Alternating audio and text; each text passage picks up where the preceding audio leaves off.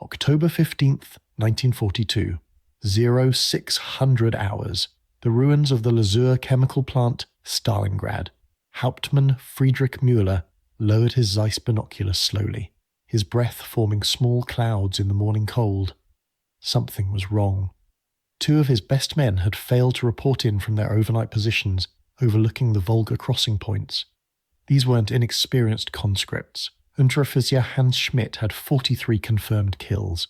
Gefreiter Otto Baumann had 31. Both were graduates of the Wehrmacht sniper school at Sennelager. Both were masters of fieldcraft who had survived the Eastern Front for over a year, and now both were simply gone. Müller scanned the devastated landscape through his optics. Every window was a potential firing position. Every pile of rubble could conceal a shooter. Every shadow might hide death. The chemical plant's shattered buildings created a maze of firing lanes and dead zones that turned conventional tactics into suicide. His men called it Rattenkrieg, the War of the Rats. What they hadn't anticipated was discovering that the Soviets had learned to hunt in this urban jungle better than the predators who had invaded their city. Somewhere in those ruins, Soviet snipers were waiting, watching, killing, and they were doing it with a systematic efficiency that contradicted everything the Wehrmacht thought it knew about Russian military competence. When German forces reached Stalingrad in August 1942, they brought with them what they believed was an insurmountable advantage in military professionalism. The Wehrmacht sniper program had been carefully developed over 2 decades. German snipers were selected from the most accurate marksmen in each regiment, sent to specialized schools for weeks of intensive training, and equipped with precision rifles fitted with excellent optics. The Karabiner 98K, with its 4x or 6x Zeiss scope, was a weapon of surgical precision. German sniper doctrine emphasized individual excellence. Each sniper was a highly trained specialist, operating independently or with a single spotter, hunting high-value targets with methodical patience. The Germans had reason for confidence. In Poland, France, and across the Eastern Front, their snipers had proven devastating. Oberstleutnant von Brixen's after-action report from the 1941 campaign noted that a single German sniper company had inflicted over 300 casualties while losing only 2 men. German military science had calculated that 1 well-trained sniper was worth 20 riflemen. They had mathematics, training, and experience on their side. What they didn't have was preparation for what they would face in the ruins of Stalingrad. The Soviet approach to snipers represented a fundamentally different philosophy, one born from desperate necessity and ideological pragmatism. In the early months of Operation Barbarossa, the Red Army had been shattered, millions of soldiers captured or killed, entire armies encircled and destroyed, equipment losses that should have ended the war. But the Soviets possessed something Germany couldn't match: an inexhaustible supply of manpower and a willingness to innovate under fire. As German forces pushed deeper into Soviet territory, Red Army commanders began discovering that in defensive warfare, especially in urban environments, a rifle and patience could be as effective as a tank battalion. The Soviet sniper program didn't emerge from military academies or careful peacetime planning. It evolved from battlefield necessity. In 1932, under Marshal Kliment Voroshilov, the Soviets had started the Sharpshooters movement, a nationwide program that trained civilians in marksmanship through shooting clubs. Hundreds of thousands of Soviet citizens, including women and teenagers, learned to handle rifles.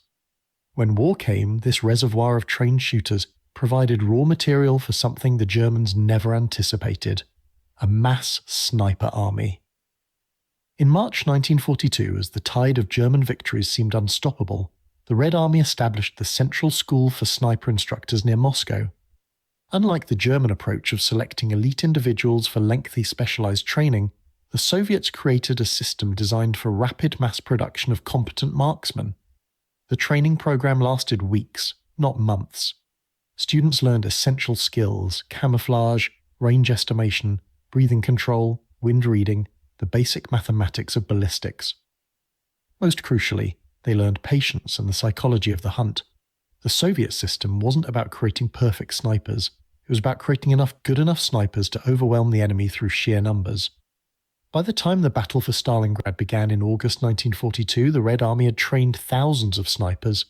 They weren't all experts, many had only basic training, But they understood something the Germans didn't. In urban warfare, quantity could substitute for quality. A moderately skilled sniper hidden in rubble with patience and a good firing position could kill the finest German marksman before he ever located the threat. The mathematics that favoured German excellence in open warfare reversed in the ruins of Stalingrad. Among the thousands of Soviet soldiers ferried across the Volga into the burning city was a 27-year-old chief petty officer from the Soviet Navy named Vasily Grigorievich Zaitsev. He had grown up in the Ural Mountains village of Yeleninskoye, where he learned to hunt with his grandfather.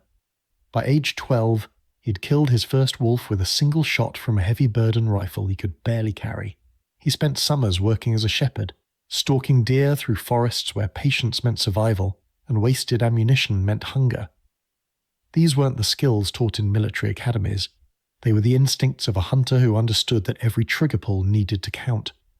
When Germany invaded the Soviet Union in June 1941, Zaitsev had been working as a clerk in Vladivostok. Like millions of his countrymen, he volunteered for transfer to the front lines.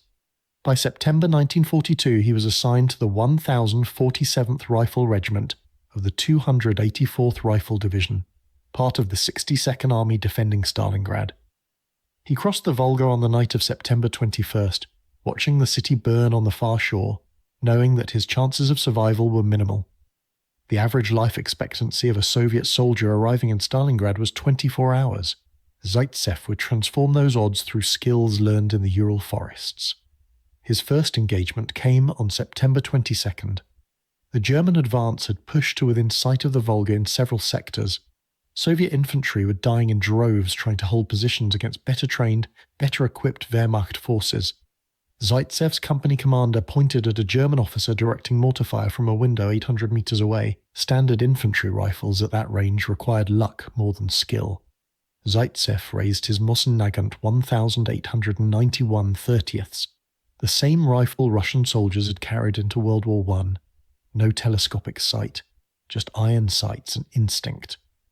He calculated windage, adjusted for elevation, controlled his breathing and squeezed the trigger.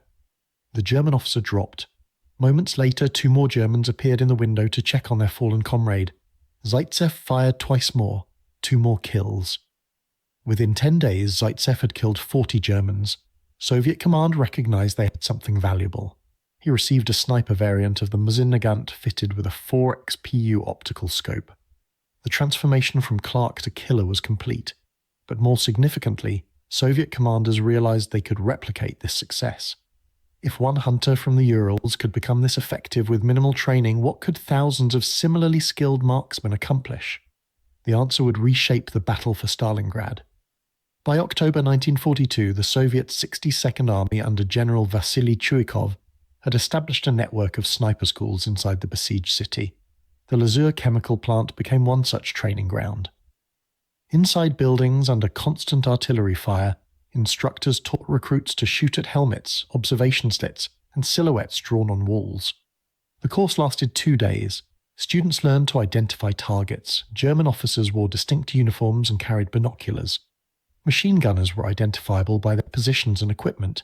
Artillery observers used rangefinders. Communications personnel carried distinctive packs. Soviet doctrine was brutally simple. Don't waste ammunition on ordinary soldiers. Kill the specialists. Kill the leaders. Kill the men who made the German war machine function. Zaitsev became one of these instructors. He taught what he called the sixes system, a tactic that turned individual snipers into coordinated hunter-killer teams. 6 men formed 3 pairs. Each pair consisted of a sniper and a spotter. The 3 pairs positioned themselves to cover overlapping fields of fire, providing mutual support and constant observation. While one pair engaged targets, the others watched for threats and secondary opportunities. This system maximized efficiency while minimizing vulnerability. It was warfare as practiced by predators, not soldiers. The psychological impact on German forces was immediate and devastating. Wehrmacht soldiers who had marched across Europe with impunity discovered that in Stalingrad showing your head meant death. German officers stopped wearing their distinctive uniforms. Binoculars became death sentences. Men began moving only at night or under covering fire. The sound of a single rifle shot could freeze an entire company. The terror wasn't just in the casualties, it was in the helplessness. German soldiers were accustomed to seeing their enemies. In Stalingrad, death came from nowhere, invisible, unpredictable, unstoppable. The Germans responded with their traditional solution. They would send their best. If Soviet snipers were killing German specialists, then German specialists would kill Soviet snipers. The Wehrmacht began deploying its most experienced marksmen to Stalingrad, men with hundreds of confirmed kills, veterans who had survived years on the Eastern Front. They arrived confident in their training and equipment. What they discovered was that in the rubble of Stalingrad, their advantages disappeared. The ruins negated the superior optics of German scopes. The constant smoke and dust made precise long-range shooting nearly impossible. The maze of destroyed buildings meant that battles were decided at ranges where Soviet equipment was adequate. Most critically, the Germans were outnumbered. For every German sniper sent to Stalingrad, the Soviets had trained 10. The duel that would make Vasily Zaitsev legendary allegedly began in early November 1942, though the details remain disputed by historians. According to Soviet sources, German command became so concerned about Zaitsev's growing kill count that they dispatched the head of their sniper school to eliminate him. The German was supposedly named Erwin König, or possibly Heinz Thorwald, depending on which account you believe. German records contain no documentation of either name or of a sniper school director being sent to Stalingrad. This has led many historians to conclude the entire story was Soviet propaganda. But something happened in those November days that Zaitsev himself described in his memoirs, and whether his opponent was a sniper school director or simply a highly skilled German marksman, the psychological warfare value was undeniable. Zaitsev's account describes a 3-day hunt through the ruins near the Mamayev Kurgan, the strategic hill overlooking Stalingrad. German artillery had reduced the area to a moonscape of craters and twisted metal. Perfect sniper country. Zaitsev operated with his spotter, Nikolai Kulikov, a veteran who had saved Zaitsev's life multiple times. They began noticing patterns in German sniper kills. Several Red Army snipers had been killed by shots that demonstrated exceptional skill. High-angle shots from concealed positions. Clean kills at difficult ranges, the work of a master. For 3 days, Zaitsev and Kulikov searched for this ghost. They catalogued every potential firing position within the German lines. Abandoned buildings, disabled tanks, piles of rubble, anywhere a man could hide with a rifle and patience. The German was good, better than anyone Zaitsev had faced. He used discipline unusual even for German snipers. He didn't take easy shots at ordinary soldiers. He waited for targets that mattered. Soviet officers, other snipers, men whose deaths would have strategic impact. The breakthrough came through Soviet corpses. 2 Red Army snipers had been killed in positions that limited the potential firing angles. Zaitsev calculated trajectories and identified 3 possible hides. One was under a destroyed tank, another behind a steel plate near a brick pile, the third in a drainage pipe. For hours they watched these positions. Nothing moved. The German had patience to match his skill. As the sun shifted, Zaitsev noticed something, a faint reflection under the steel plate. Not a mirror, not glass. The subtle gleam of an optical scope lens catching light for a fraction of a second. Zaitsev couldn't take the shot. The angle was wrong and his own position would be exposed. They needed to make the German move. Kulikov devised a solution. He raised a helmet on a stick above their position, moving it with the careful slowness of a cautious soldier. The German fired. The helmet flew backward, spinning from the impact. Kulikov fell back as though shot, making the sound convincing. The German, believing he'd killed another Soviet sniper, made the mistake that would end him. He lifted his head slightly to confirm the kill. Zaitsev's crosshairs found him. One shot. The German sniper's head snapped back. His rifle's scope caught the sunlight as it fell, glinting until darkness came. Whether this opponent was truly Erwin König, a sniper school director, or simply a skilled German marksman whose identity was lost to history, matters less than what the story represented. Soviet propaganda made Zaitsev a hero. His face appeared in newspapers distributed to troops across the Eastern Front. Radio broadcasts celebrated his kills, each announcement reaching not just Soviet soldiers, but German forces listening to intelligence intercepts. The message was clear. The invincible Wehrmacht could be beaten. German supermen could be killed by a peasant from the Urals with patience and a rifle. The reality behind the propaganda was more devastating for Germany than any individual duel. By November 1942, Soviet snipers in Stalingrad had become an institutional threat that German command couldn't counter. The 62nd Army had deployed hundreds of trained snipers across the city. Zaitsev's students alone would eventually claim 6,000 German casualties. The snipers weren't operating as isolated individuals. They functioned as a coordinated weapon system, with command posts tracking kills, rotating positions, and concentrating fire on specific German units to maximize psychological impact. The statistics told a story of systematic destruction. Official Soviet records credit Zaitsev with 225 confirmed kills between October 1942 and January 1943, though the actual number may have exceeded 400. His protégés matched or exceeded his totals. Nikolai Kulikov killed 487 Germans. Anatoly Chekhov had 256 confirmed kills. Viktor Medvedev claimed 331. Maxim Passar recorded 236. These weren't isolated snipers picking off random targets. They were part of a deliberate campaign to decapitate German command structure and terrorize ordinary soldiers into paralysis. The German response revealed the depth of their miscalculation. Wehrmacht after-action reports from Stalingrad repeatedly mentioned the sniper threat. Unit commanders complained that movement in daylight had become impossible in certain sectors. Artillery observation was compromised because forward observers couldn't operate. Infantry attacks stalled because junior officers were killed before they could lead assaults. The Germans tried deploying their own sniper teams in greater numbers, but they were feeding specialists into a meat grinder. The Red Army could replace 10 snipers for every one the Germans trained. The mathematics of attrition warfare had reversed the traditional German advantage. The broader tactical implications went beyond individual casualties. Soviet snipers forced the Wehrmacht to modify every aspect of their operations in Stalingrad. German units began moving only at night, reducing their effective combat time by half. Officers removed rank insignia and carried rifles instead of distinctive MP-40 submachine guns. Forward command posts had to be positioned further behind the lines, degrading the speed of German decision-making.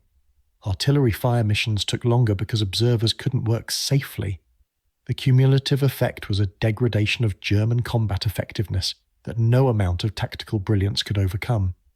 By December 1942, as the Soviet counter-offensive Operation Uranus trapped the German Sixth Army in Stalingrad, the role of snipers shifted but remained critical. Soviet marksmen continued interdicting German supply routes and denying the Wehrmacht control of key terrain. They prevented German reconnaissance from accurately reporting Soviet dispositions. Most critically, they destroyed German morale at the individual soldier level. Diary entries recovered from German casualties reveal soldiers terrified to venture outside, writing about invisible death, the haunted feeling of being watched by hunters they couldn't see or fight. The success of Soviet snipers in Stalingrad forced the Wehrmacht to reconsider their entire approach to marksmanship. German after-action reports analysed what had gone wrong. Their conclusion was damning. German sniper doctrine had optimized for individual excellence in conventional warfare. The Soviets had optimized for mass production of competent shooters in urban defensive warfare. When the environment favored defenders and the battle was measured in city blocks rather than kilometers, Soviet doctrine proved superior. Quality had been defeated by quantity employed with systematic ruthlessness. The psychological dimensions of the sniper war extended beyond immediate military impact. For Soviet morale, snipers became symbols of resistance, proving that individual courage and skill could matter against seemingly overwhelming force. Zaitsev's story in particular resonated through Soviet propaganda, a peasant with a rifle becoming the hunter of German officers. The narrative fit perfectly with communist ideology about common people defeating fascist elites. Whether or not specific details were embellished, the underlying truth was undeniable. Soviet snipers had inflicted disproportionate casualties and terror on an army that thought itself invincible. For the Germans, the experience was traumatic precisely because it contradicted their self-image. Wehrmacht forces saw themselves as the most professional military in the world. German soldiers were better trained, better equipped, and led by superior officers implementing superior doctrine. The idea that they could be systematically hunted by poorly equipped Russians using tactics learned in crash courses, violated every assumption about military hierarchy and racial superiority. German prisoners interrogated after Stalingrad frequently mentioned Soviet snipers as one of the most demoralizing aspects of the battle. The invisible enemy who could kill you anywhere, anytime, without warning or recourse. It was a terror weapon that cost the Soviets almost nothing to employ. The training infrastructure created during the Battle of Stalingrad became institutionalized in Red Army doctrine.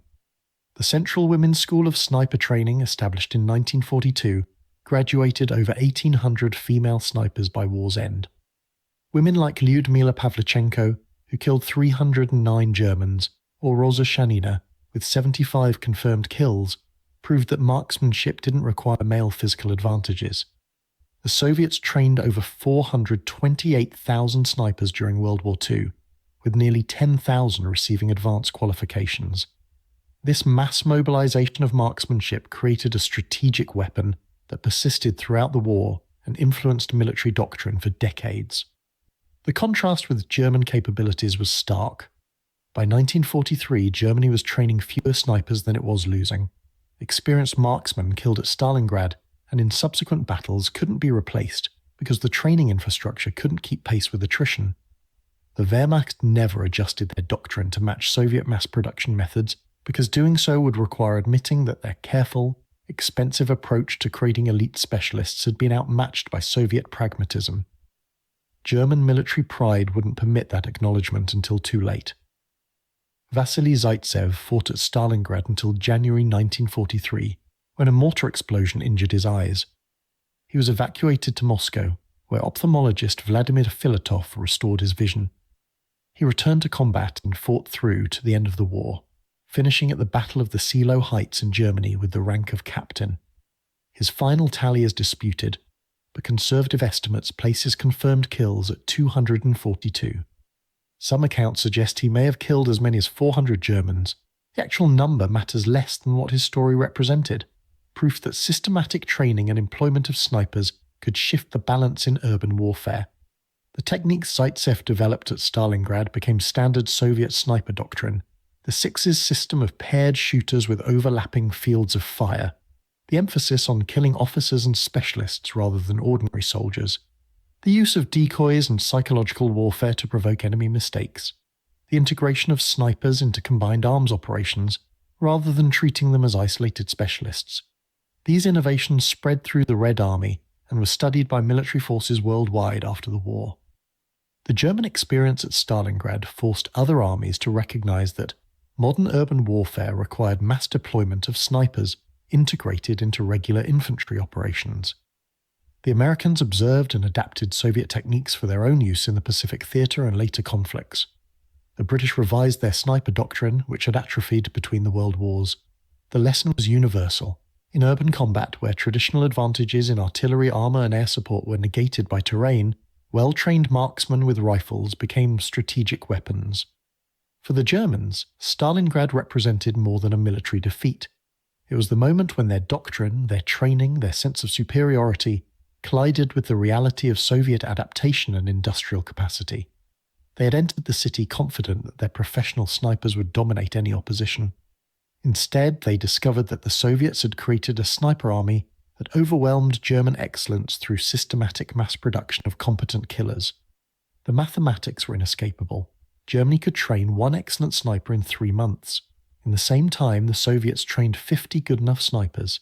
In the ruins of Stalingrad, good enough, deployed in sufficient numbers, proved superior to excellence deployed in inadequate quantities. The story of Vasily Zaitsev and his duel with a possibly mythical German super sniper captured imaginations precisely because it reduced the massive industrial warfare of Stalingrad to a comprehensible human drama. 2 men with rifles stalking each other through ruins, one shot deciding who lived and who died.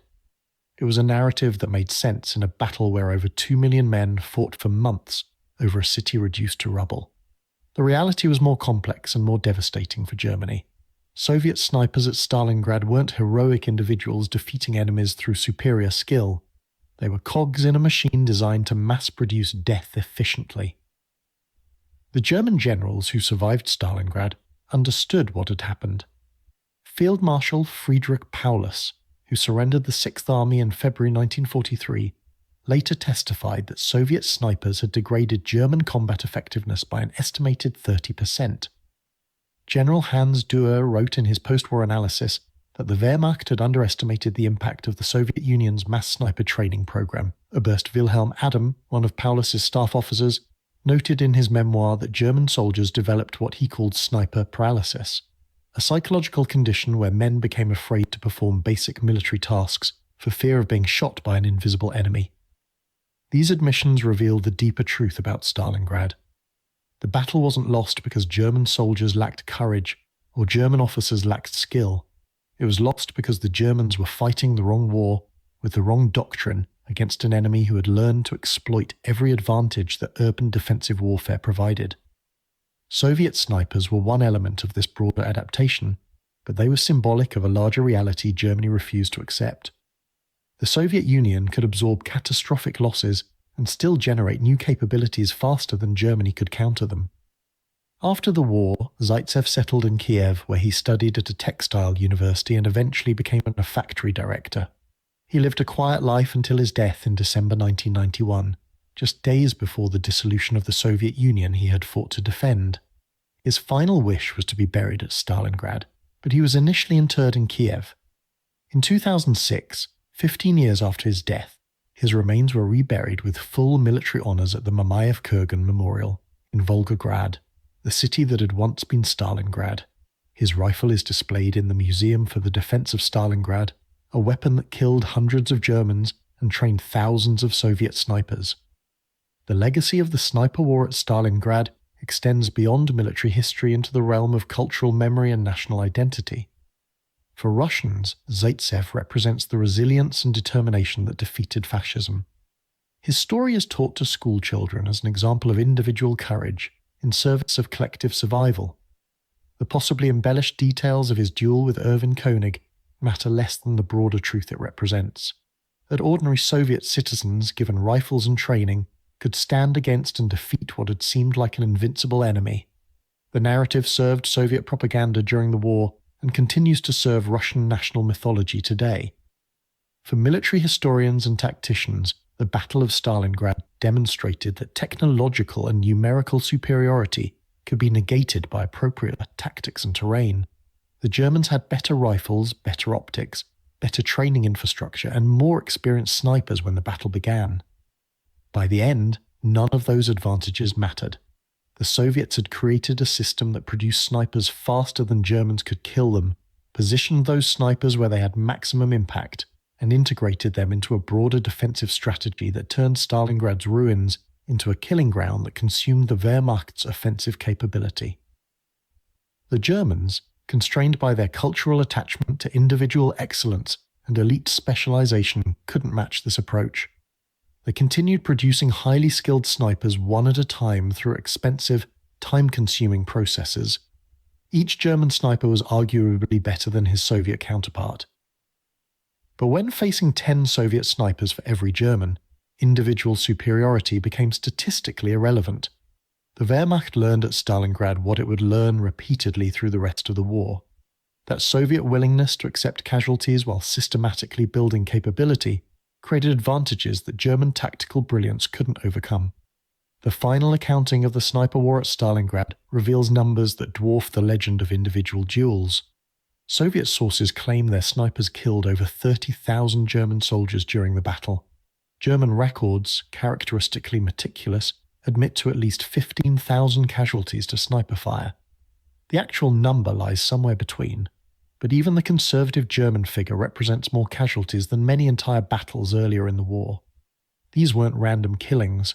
Soviet sniper doctrine targeted officers, specialists, and weapons crews, the men whose deaths degraded German combat effectiveness disproportionately. The German snipers who fought at Stalingrad weren't defeated because they lacked courage or skill. They were defeated because they were deployed in an environment that negated their training advantages and outnumbered by opponents who, while individually less skilled, operated within a system that maximized their effectiveness. The ruins of Stalingrad, with limited sightlines and constant concealment opportunities, meant that battles were decided at ranges where Soviet equipment was adequate. The constant artillery and air bombardment created conditions where movement between positions was dangerous regardless of training. The sheer number of Soviet snipers meant that even if a German sniper killed 3 or 4 opponents, more would replace them before the German could relocate. This realization spread through Wehrmacht ranks with devastating effect on morale. German soldiers at Stalingrad wrote home about enemies they couldn't see or fight, about watching friends die without ever seeing the shooter, about the terror of knowing that every window, every pile of rubble, every moment of exposure might be your last. This psychological warfare multiplied the actual casualties several times over by creating a climate of fear that degraded German combat effectiveness even when snipers weren't actively engaged.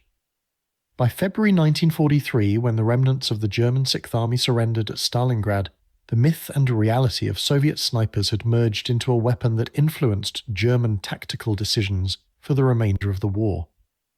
Wehrmacht units operating in urban environments deployed with assumptions about sniper threats that shaped their movements and limited their effectiveness. German soldiers developed a healthy respect for Soviet marksmanship that replaced their previous contempt for Russian military capability. The lesson was expensive, paid for with tens of thousands of German casualties, but it was learned thoroughly. Vasily Zaitsev survived the war, lived another 48 years and died peacefully, as the Soviet Union he defended dissolved around him. His legend persists not because he was uniquely skilled, though he was certainly exceptional, but because his story encapsulates a truth about modern warfare that military establishments struggle to accept. That systematic training and employment of ordinary soldiers with appropriate tactics can defeat elite forces operating on obsolete assumptions. That quantity, properly applied, can overcome quality.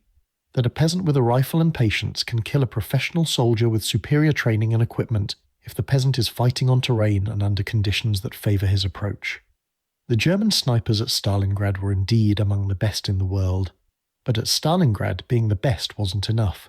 They met an enemy who understood that in urban warfare, good enough snipers deployed in sufficient numbers would always defeat excellent snipers deployed in inadequate quantities. They met Vasily Zaitsev and thousands like him, and they learned, too late to matter, that modern warfare rewarded systems over individuals, and that the Soviet Union had built a better system for the specific conditions of Stalingrad. The hunters from Germany discovered that they had become the hunted, and the war of rats claimed them one bullet at a time.